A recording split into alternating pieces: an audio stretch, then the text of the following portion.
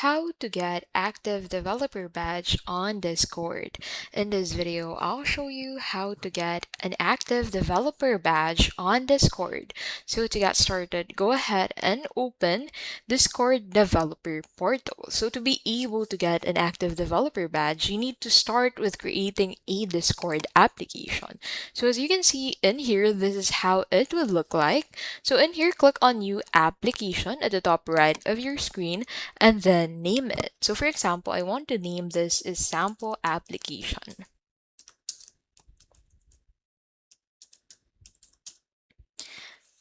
Check on this checkbox and then click on the create button. And then once done, you need to confirm that you are a human first into this section. And then after that, this will load into this section. So in here, you can go ahead and upload your app icon. So you can get it from your local drive. Click on it. And then in here, go ahead and name it. And then add in a description for the application. And then you can also add tags in here. So you'll find the application ID and your public key into this section. So you can actually check and follow up the installation count and authorization count made for your application into this section. So at the left side, you'll be able to find the app settings such as for the installation link that you can provide your users, the authorization. So once you have created the bot, go ahead and head back into your Discord.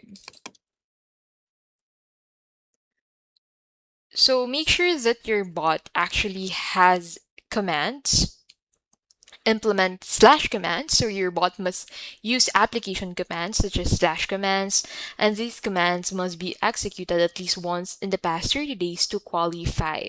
So after that, go ahead and open active developer badge page to be able to register your application for active developer badge. So use your other browser and then search for active developer badge. So click on this. And then once you're in here, go ahead and scroll to the bottom. So you make sure to sign in to your active developer badge page. So if you don't have an active developer badge or developer account, make sure to create an account first and then scroll to the bottom and then click on the claim badge button. So in here, you'll be able to find that option.